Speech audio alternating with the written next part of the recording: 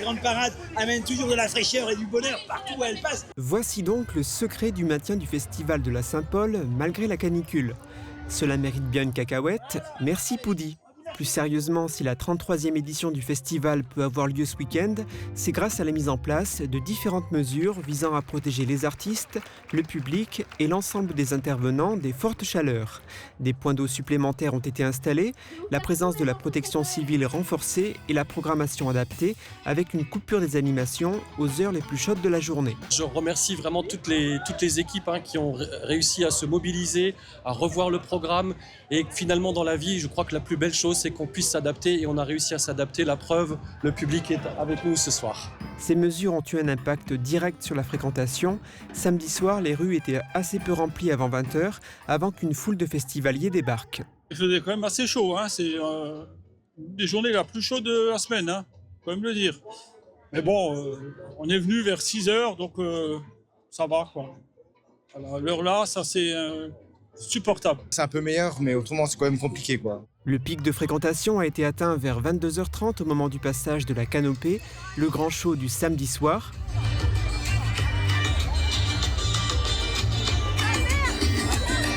Qu'est-ce qu'il est possible de voir cette année comme spectacle à la Saint-Paul? Des déambulations et des fanfares dans les rues, mais aussi et surtout des artistes en représentation sur différents points fixes, comme sur le parking de l'hôtel de ville, avec une double dose de spectacles proposés par la compagnie Les Petits Bras. Je crois que c'est le spectacle Les Petits Bras, on y était il y a 2 ans et ils sont toujours aussi bons. C'est un régal de voir, c'est top. J'étais surpris parce qu'ils arrivent à envoyer malgré la chaleur. Ils sont bons, franchement, chapeau.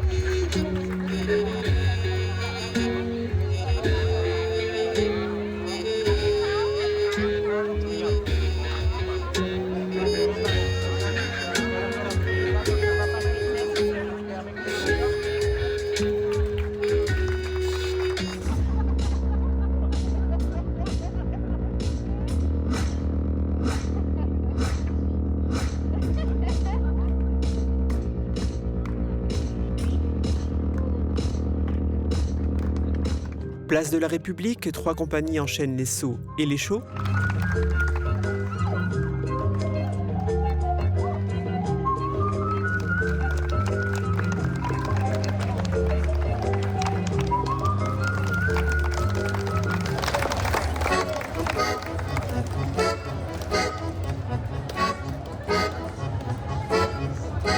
Sur la contre-allée de l'hôtel de ville, on montre comment jouer autrement au ballon et on repousse les limites du corps humain.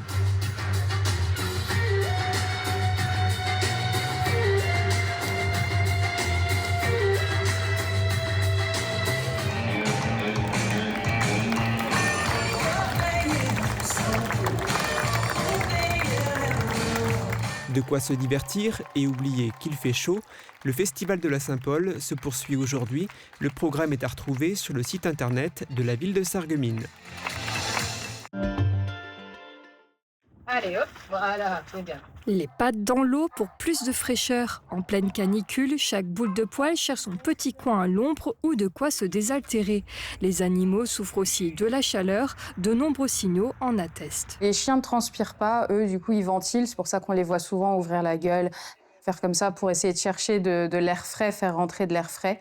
Mais ils ne transpirent pas, donc c'est pour ça qu'ils sont particulièrement sensibles aux coups de chaleur, par exemple.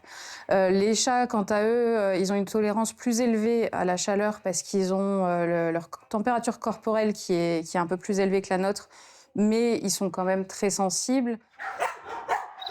Les fortes chaleurs ont également des conséquences pour le refuge. Les candidats à l'adoption se font plus rares et la SPA de Sarreguemines a réduit le nombre de visites. Une situation qui complique la prise en charge des animaux. 27 chiens sont actuellement accueillis au refuge pour une capacité de seulement 23 places.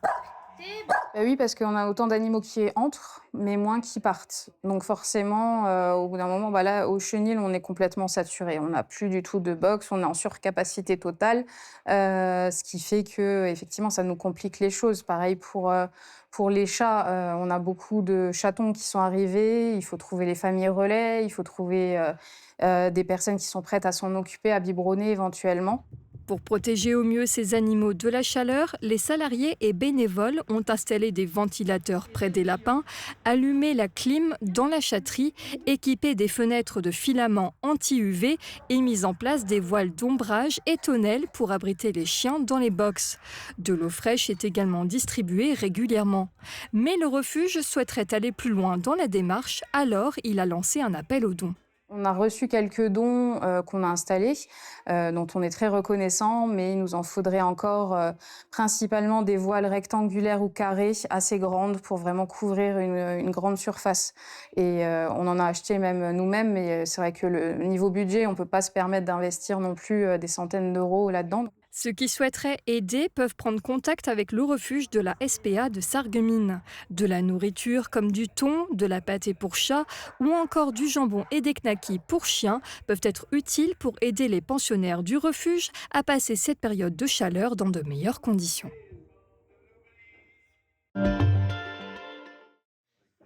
Des projets à l'international, un carnet de commandes bien rempli et des perspectives de développement. À Sarralbe, le sous-préfet de Sarreguemines, Wassim Kamel, s'est rendu dans les locaux d'H&M Group pour découvrir l'activité et les ambitions de cette entreprise spécialisée dans l'automatisme industriel. Créée en Allemagne avant de s'implanter à Sarralbe en 1994, l'entreprise familiale s'est progressivement développée pour devenir un acteur reconnu dans plusieurs secteurs d'activité, notamment l'automobile, la métallurgie, le ferroviaire ou encore le traitement des déchets. Aujourd'hui, l'entreprise réalise une grande partie de son activité en Allemagne tout en poursuivant son développement en Moselle. Alors on a deux structures, donc une en Allemagne où on travaille pour l'industrie automobile allemande, donc des gens comme Daimler, BMW, ThyssenKrupp, ça c'est des gros clients. En France, on travaille pour des gens comme Continental à Sarreguemines. On a depuis quelques années maintenant un partenariat avec la société Secal à Sarralbe, avec qui on fait énormément de projets. Une croissance qui s'accompagne de nouveaux défis face à un volume d'activité important et des commandes déjà sécurisées pour les prochaines années. L'entreprise cherche désormais à renforcer ses équipes afin de poursuivre son développement. On est dans une phase de surcharge et il va falloir qu'on réagisse puisqu'il faut quand même honorer les commandes. Et donc effectivement là, on a un travail à faire, c'est le recrutement, puisqu'on a une charge de travail très positive. Si ça continue comme ça, on va avoir du mal à finir les travaux. Une dynamique saluée par le sous-préfet, venu échanger avec les dirigeants sur les perspectives de l'entreprise et les enjeux économiques du territoire. Le chef d'entreprise, ses associés, ont un carnet de commandes plein pour les 3 prochaines années. C'est important de faire savoir que, en fait, dans l'industrie, il y a du travail, l'industrie crée de la richesse et on a la chance d'avoir près de chez nous, mais vraiment de la compétence, de l'expertise. J'ai rencontré des salariés heureux qui sont là depuis 20, 30 ans et qui sont particulièrement fiers de ce qu'ils font. Avec une vingtaine de collaborateurs répartis sur plusieurs structures et des projets menés bien au-delà des frontières françaises, H&M Group entend poursuivre son développement tout en conservant son ancrage local à Sarralbe. C'est une aventure collective qui se termine après 10 mois en pleine immersion dans le Beacherland. 6 étudiants de l'École supérieure des arts décoratifs de Paris ont présenté leurs différents projets de la résidence design des Monts Forestiers lors d'une première déambulation. 3 designers, 2 architectes et 1 paysagiste ont arpenté la vallée de la Schwalbe. Il y a d'abord eu une phase d'enquête et d'échange pendant les premiers mois. Les étudiants ont rencontré les habitants, artisans, forestiers, élus, associations et tous les acteurs locaux. Et toutes ces petites rencontres-là, où après mûres et mûres réflexions et réunions entre nous, à nous un peu nous stimuler, on va dire, dans les sujets, on a fini par trouver des problématiques qui nous intéressaient, qui nous parlaient. Et qui parlaient, on l'espère, aussi aux habitants. C'est l'objectif principal. La restitution s'appelle « Habiter une vallée forestière » et explore les différents enjeux comme la gestion forestière, la participation citoyenne ou encore la mutualisation des ressources. On peut retrouver parmi les différents projets un atelier de bois partagé, une réflexion autour de la maison Lorraine et notamment l'Assemblée de la vallée de la Schwalbe, un dispositif de concertation citoyenne avec des gradins en bois démontables. Il y a eu les 6 premiers mois qui ont été vraiment assez lents, mais dans un bon sens, très méditatifs, introspectifs. Les derniers mois, ça a été beaucoup de production, on s'est beaucoup donné et finalement, on a appris énormément les uns des autres, même s'il y a eu des moments très difficiles. Et finalement, on a rebondi et j'ai l'impression qu'on est plutôt satisfait de cette année qui a été très intense. Les étudiants ont profité du festival Naturlich porté par la communauté de communes du Pays de Bitche qui s'est déroulé pendant le week-end au niveau de Volmaster et du Moulin des Juillères. Ils ont pu montrer leurs travaux au public. Super Orbach vous accompagne au quotidien et par tous les temps. Des bouquets colorés et parfumés, des plats frais et gourmands, ça ressemble au printemps. Cafétéria et fleuriste à retrouver à l'entrée de votre magasin. La météo avec U, commerçant autrement.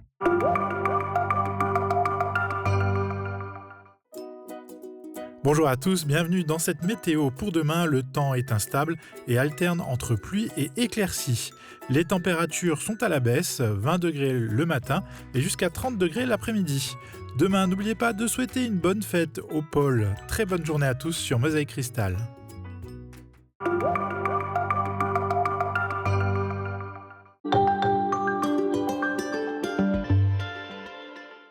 Cet été, le ballon circule et les saveurs aussi dans vos intermarchés de Putelange-au-Lac, Sarreguemines, Bitche et Diblin.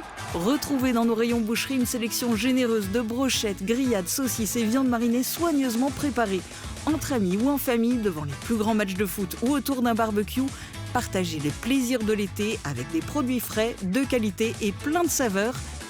Intermarché, tous unis contre la vie chère. La saison culturelle de Sarreguemines vous invite à faire fleurir vos émotions avec spectacles, découvertes et grands moments à partager. Au programme, près d'une vingtaine de spectacles aux univers variés avec des artistes de renom et des créations originales. Marine Leonardi, Joyce Jonathan, Francis Huster, Stéphane Echer, 3 cafés gourmands, Lucia de Carvalho, Audrey Vernon et de nombreux artistes. Ne manquez pas le lancement de cette nouvelle saison et choisissez vos coups de cœur. Ouverture des abonnements le 1er juillet à partir de 13h, billetterie individuelle dès le 2 juillet à 10h. Programme et réservation sur sarreguemines.fr. Je voyage beaucoup. Est-ce que des appareils rechargeables sont adaptés dans mon cas ?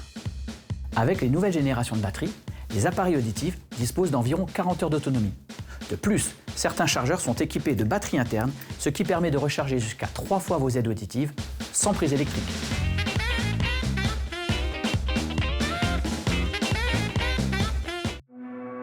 Aujourd'hui, ce n'est pas un jour à faire du jardinage. Ce n'est pas un jour pour bricoler dehors. Ce n'est pas un jour à faire du toboggan ou de la balançoire. Ce n'est pas un jour à aller courir. Non, parce qu'aujourd'hui, c'est un jour de canicule. Alors n'attendons pas de ressentir un mal de tête, des crampes ou de la fatigue. Restons au frais aux heures les plus chaudes et pensons à boire régulièrement de l'eau. Passons tous en mode canicule.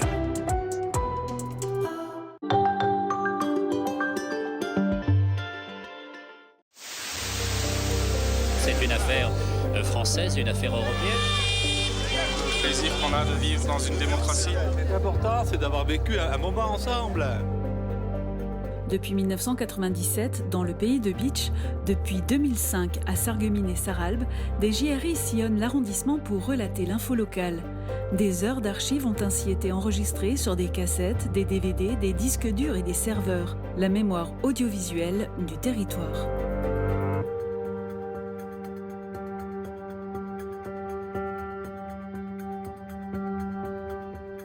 Depuis une quinzaine de jours, les jardiniers de la ville sont à pied d'œuvre un peu partout à Bitche. Doublement des parterres fleuris, doublement du nombre de plants et pour éveiller la curiosité des amateurs, de nombreuses variétés nouvelles. On a à peu près 50 variétés de fleurs qu'on plante dans nos massifs, quoi, hein. Donc ça part de la lavande, des artichauts, du tabac, on a des bananiers. Et ce qu'on essaie de faire, c'est des massifs assez volumineux, quoi. Arsène Kremer, paysagiste de formation, est assurément devenu le nouveau monsieur fleurissement dans la cité. J'ai travaillé pendant 5 ans au service spatial à la ville de Sarreguemines, qui a obtenu la 3e fleur l'année dernière. Arsène Kremer a quitté les jardins de la ville de Sarreguemines il y a un peu plus d'1 an. Rappelons que la cité faïencière est reconnue pour son fleurissement exceptionnel. Une distinction nationale de 3 fleurs a d'ailleurs sanctionné les efforts réalisés.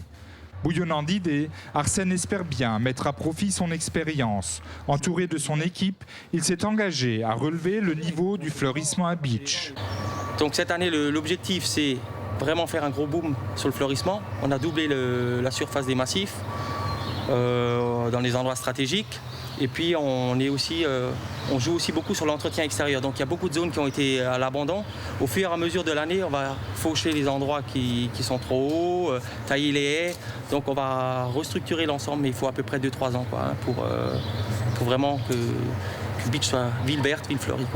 Avec l'achat récent d'une serre, ce sont 15 000 plants et une 50aine de variétés différentes qui attendent d'investir les jardins publics pour la saison estivale. Le budget de la ville dévolu au fleurissement a doublé cette année en passant à 90 000 francs. Du côté personnel, aucun changement. Seule une réorganisation permet aux 8 personnes de faire face à l'augmentation de la masse de travail. Ces 8 personnes s'occupent également de l'entretien global des espaces verts.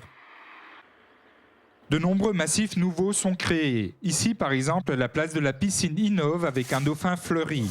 Avec les autres points stratégiques choisis, il se pourrait bien que la Commission nationale s'intéresse de plus près à la ville cette année. Donc on a une première fleur. Cette année, on va essayer déjà de changer le fleurissement. On va peut-être essayer d'obtenir la deuxième fleur. Ça serait vraiment le must.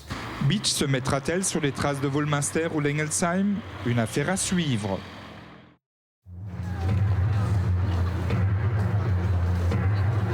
Marche funèbre à Forbach. Plus de 200 commerçants de toute la Moselle-Est ont fermé leurs magasins pour fouler le pavé du centre-ville.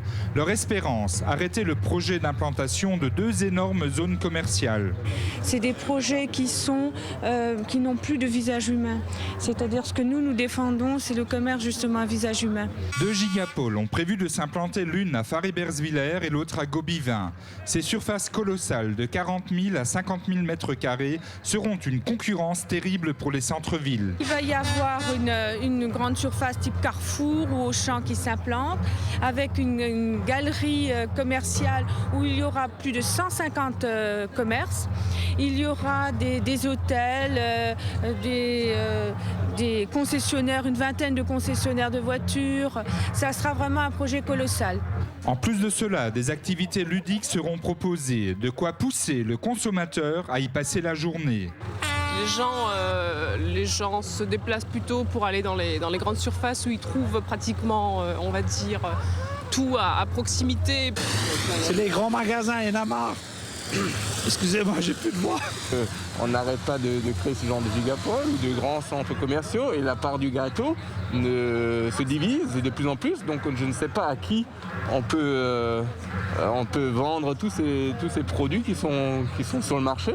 Donc à un moment, il y en a qui vont souffrir. Monsieur Moser, pourquoi vous associez aujourd'hui à cette manifestation? Alors je m'associe premièrement par esprit de solidarité parce que je pense qu'il est très important que ce gigapole ne voit pas le jour parce que ça risque de nous causer déjà un grand problème au niveau de Bitche et que l'évasion de la clientèle s'accentue encore plus que ce qu'il n'est actuellement. Qu'est-ce que tu attends réellement des élus? À ce qu'ils se battent avec nous les commerçants, pour qu'on puisse rester au niveau du centre-ville. Jusqu'ici, jamais les commerçants ne s'étaient mis ensemble pour se renforcer et se battre ensemble. Même l'approche Allemagne s'est jointe au mouvement. On veut faire un projet qui a aussi des effets transnationaux sur les frontières en Allemagne. Et nous et nos collègues français, nous démontrons ensemble et nous luttons ensemble contre la mort de nos villes. On notait au milieu du cortège tout le personnel de Bati Center de Rohrbach-les-Bitches. On ne peut plus tolérer ça, il faut laisser vivre les petits commerces. Il y en a marre, Les gigapoles sont des formules qui nous viennent droit des États-Unis. Toujours plus grands, toujours plus forts pour attirer le consommateur. Mais qu'en est-il réellement ? On veut toujours copier les Américains. Les Américains ont créé des villes en dehors des centres-villes. Et au bout de quelques années, ils se sont rendus compte de la déshumanisation de ces centres-villes, de l'insécurité qu'il y avait. Et ils reviennent maintenant à nouveau dans des centres qui existaient où il y a le commerce de proximité qui s'est développé. Devant la mairie de Forbach, les manifestants se sont arrêtés un moment. Ces quelques élus s'étaient excusés. Les présents étaient rares. Un constat souligné par le président de l'association des centres-villes de Moselle. C'est quelque chose que nous mettons dans le coin de notre mémoire. Et je vous précise que nous avons beaucoup de mémoire et que nous saurons nous exprimer lors des prochaines élections. Moi, je déplore l'absence des absents aujourd'hui. C'est dommage qu'il n'y ait pas plus de monde mobilisé. Je ne comprends pas. Les commerçants sont déterminés, mais ont-ils une chance d'aboutir dans leurs revendications? Ce sont des projets pour l'instant, ce sont des choses qui sont en quelque sorte d'une manière imagée dans un tuyau. On peut couper très bien le tuyau, le boucher. Et c'est ce que nous sommes en train de faire, c'est-à-dire que les projets, ça peut s'annuler. Pour stopper des projets d'envergure, il faudra sans doute une opposition musclée. Les commerçants de Moselle-Est ont prouvé aujourd'hui qu'ils représentaient une force non négligeable. Visite guidée de la voie verte samedi dernier. 2 bus en partance de Épins sont bondés. Hommes politiques, techniciens de la route, entrepreneurs, tous sont là pour participer à l'inauguration de cette liaison entre le bassin de Sarreguemines et le pays de Bitche. Au fur et à mesure de la progression du bus, le responsable de la maîtrise d'ouvrage a rappelé quelques anecdotes et chiffres clés. Ouverte au trafic en décembre dernier, la voie verte baptisée RD 620 s'étire sur 16 km avec un tronçon à 2 x 2 voies de 3 km. 2 échangeurs, l'un à Rimelin, l'autre à Urbach, assurent la desserte des villages alentours. Ce chantier a, dans sa globalité, nécessité 1,5 million de mètres cubes de terrassement. 200 000 mètres carrés de chaussée constituent la partie roulante. 2 carrefours giratoires et 14 ouvrages d'art ont été nécessaires. Mais au-delà de l'aspect technique, ce sont des centaines d'hommes qui ont travaillé sur le secteur. Jean-Louis Chute se souvient du déploiement de moyens pour les accueillir. Les ouvriers ont vécu ici dans les localités, ils sont vraiment bien intégrés, ils ont fait marcher les commerces et aussi bien les gîtes qui étaient occupés, les chambres d'hôtes qui étaient occupées ou d'autres qui installaient leurs caravanes à côté, derrière le jardin d'un particulier. On se souvient aussi d'un quartier général installé au café René à Urbach. S'il n'y avait qu'un lieu à retenir, ce serait le café chez René. Ah oui, ça fait combien de litres de bière ça? Donc voilà, nous, sur votre droite, le site stratégique de l'opération. Mais le plus impressionnant a été le viaduc de la Cheval, long de 258 mètres et surplombant la vallée de 30 mètres. Il a été le lieu spectacle où d'impressionnantes machines côtoyaient les hommes sous le regard des nombreux curieux du secteur. La voie verte, c'est aussi des moments forts pour les artisans de l'ouvrage. Le moment le plus fort, c'est le moment où on a ouvert la route à la circulation. Parce que jusqu'à ce moment-là, la route nous appartenait, on circulait un peu à contresens, on ne tenait absolument pas compte du code de la route et c'était notre route. Et puis le jour où la première voiture est passée dessus, c'était fini, c'est une route qui rentre dans le domaine public, qui est régie par le code de la route et qui nous échappe complètement comme un adolescent qui s'en va. Si ce vaste chantier a bouleversé le découpage des terrains agricoles, il a également favorisé des nouveautés, comme ici à Rimelin. Grâce à la construction de la voie verte, le département nous a planté un verger d'une centaine d'arbres fruitiers et nous avons profité de cette occasion pour créer un circuit pédestre et un circuit qui peut être aussi aménagé en circuit cycliste. Ça permet aux personnes de découvrir toute la nature des alentours de Rimelin. C'est au point 19-6 que les passagers des 2 bus ont débarqué. Zone ouverte avec une vue sur Rimelin. C'est là que le traditionnel ruban inaugural est déployé. Philippe Leroy, entouré de tous les conseillers généraux du secteur et d'une grande partie des maires de l'arrondissement, coupe le tissu tricolore. Il symbolise l'action du Conseil général dans le cadre du programme Réseau Vert. La RD 620 a coûté 369 millions de francs et tout le monde se félicite de cette initiative. C'est un symbole de volonté du département de relier tous les pays de Moselle au grand réseau et de faire en sorte qu'on soit moderne et qu'on ait envie de vivre et investir dans nos régions. Et puis, d'une façon plus locale, c'est ici une fête formidable parce que, je le disais à l'instant, les maires de Sarreguemines et de Bitche, maintenant, vont pouvoir se rencontrer en 5 minutes. Enfin, peut-être non, 5 minutes non, mais une demi-heure. Du côté allemand, Johannes Meyers se félicite de cette ouverture et de ce rapprochement. Über diese schöne neue Straße kommen auch viele Deutsche und Saarländer in dieses wunderschöne Elsass und in diese herrliche Region, die ja von vielen schon ganz viel besucht wird. Donc ça permet de rapprocher les Alsaciens, les Sarrois et les Lorrains, puisqu'ils vont se rencontrer dans la région en passant par cette route. Und wir hoffen, dass auch viele Franzosen auf diesem Weg zu uns kommen. Et nous espérons que beaucoup de Français viendront nous voir en passant par cette route. Mais la voie verte n'est qu'une première étape dans la structuration du pays de Bitche. Elle appelle forcément des prolongements. Je pense que c'est le début d'une transformation complète de notre pays de Bitche qui attend ceci avec impatience et c'est une chance pour notre avenir. La voie verte est une première étape importante, il est vrai, hein, elle est structurante entre Bitche et Sarreguemines. Il faut prolonger des deux côtés. Parce qu'à partir du rond-point de Wölflin, il s'agit d'accélérer un peu les choses vers Sarreguemines. Dans le contrat de plan, ça a été envisagé, ce tronçon. Et effectivement, vers Haguenau, c'est la liaison, la grande liaison, mais manque aussi des bretelles d'accès concernant le Pays du Vert et la liaison avec l'Alsace-Bossu. En attendant, elle représente déjà un formidable trait d'union entre le bassin sarregueminois et le pays de Bitche. Les élus sur place n'ont d'ailleurs pas manqué d'exprimer de bonnes résolutions. L'inauguration de cette route est tout un symbole. Effectivement, elle va rapprocher déjà géographiquement les deux villes de Sarreguemines et de Bitche, mais elle les rapprochera au-delà de ce symbole, elle les rapprochera dans le sens d'une coopération demain. Tout ce qui permet une meilleure communication est quelque chose qui ne peut qu'être favorable à Bitche et au pays de Bitche. Ça pourra être dans le domaine de la culture, ça pourra être dans le domaine de l'économie, ça peut être dans d'autres domaines. En tout cas, j'ai des idées et je me rapprocherai du maire de Bitche. Et je crois que nous aurons à démontrer beaucoup de choses demain. Il était temps que Sarreguemines et Bitche se rapprochent, aussi bien au niveau des hommes qu'au niveau donc, des moyens de circulation. Dans son discours de clôture, Philippe Leroy a annoncé qu'il fallait engager la réflexion et définir les intentions routières pour le futur. La RD 620 n'est qu'un premier pas, mais déjà fort apprécié vers le désenclavement du pays de Bitche.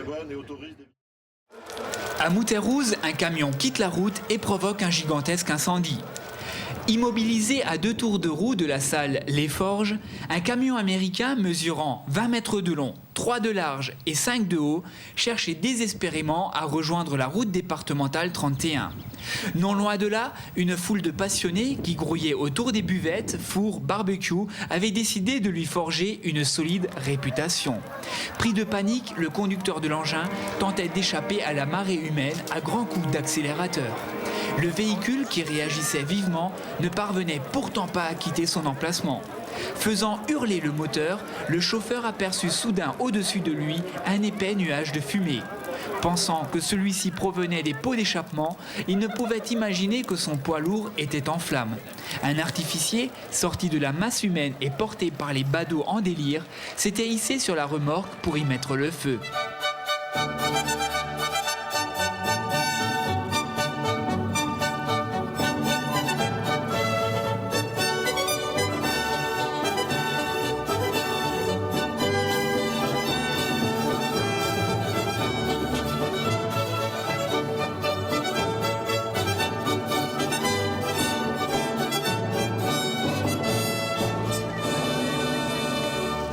La semaine dernière, à Washington et en accord avec les autorités françaises, le secrétaire d'État au transport a dépêché sur les lieux de l'incendie une équipe du FBI.